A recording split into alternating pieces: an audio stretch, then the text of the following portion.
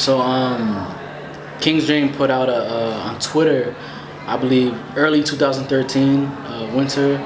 I was living in Massachusetts at the time, from New Jersey, but I was living in Massachusetts that year for about like 6 months or whatever. And there I was making music at my cousin's house or whatever, and just being a fan of their work, King's Dream. I was following them on Twitter. They put out a tweet saying, "Hey, if you want to send beats to us, send it at this email or whatever." And I saw the tweet and loaded up like 5 beats on the email, and I sent it off to them. And I think within a day or that same night or whatever, or just a couple of days, I've noticed like people from King's Dream started following me, like Ruslan, and then Belief, and then lastly John. And then Ruslan added me on Facebook and had me on SoundCloud, and I'm like, okay, this is getting creepy. Like, I submitted beats, but these guys never messaged me back. So, I mean, I think within that week, we started talking to each other over the phone and stuff like that. And they were like, hey, we really love the stuff. Can you send some more beats? Because I had SoundCloud beats, and they were like, hey, can you send that specific beat? And one of them was the Oceans beat. So I just sent off a couple stuff, and yeah, from there we just really, connected and meshed as creatives.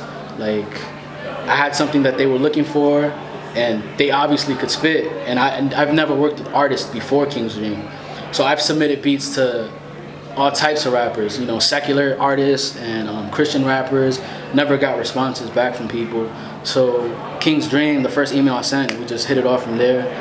And then I produced like 4 tracks on their first Dream Junkies mixtape from the emails. So yeah, just started building from there. And they had a show in New York, and Christ Tabernacle or something. No, it wasn't Christ Tabernacle, but Wado was there or whatever. And we went downstairs in like a basement studio type thing. And yeah, met them, hung out with them that night. That was the first time we had like a, in reality we met and stuff like that. And same thing, it was just like, organic and genuine. And then that summer, Belief was doing Red Pills, Black Sugar. So they invited me to, hey, come out to the album release at the House of Blues in San Diego. And I've never flown before in my life, and my biggest fear was like heights.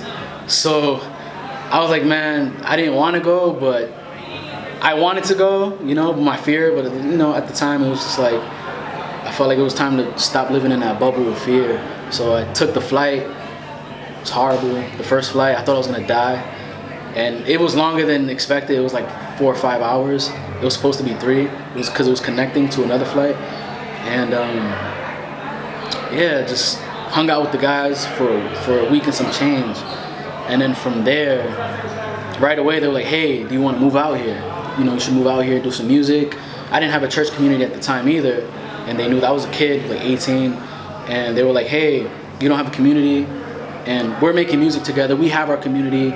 Like, everybody in the music is all from the church. Like, we have producers, the artists were all from the church, growing from the church, and we would love to have you here. And Ruslan made it like a really big, a value to have within the community context. Like, let's create within that context. And he wouldn't have it any other way. Like, it's not really beneficial to have me in Jersey while they're trying to make something over there in San Diego.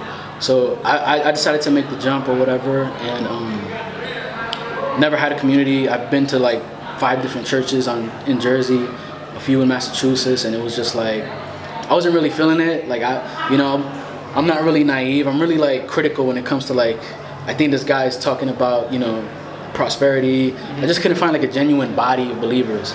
So these guys were like, genuine, just like me.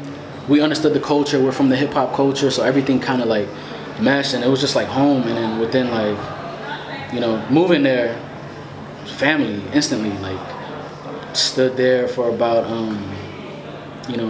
the first month I was kind of scared because I'd never been, kind of like introverted kid, so I don't really like the whole community thing. I just make music in my room, so now I'm forced to go outside, have dinner with people, meet a bunch of different artists, go to shows.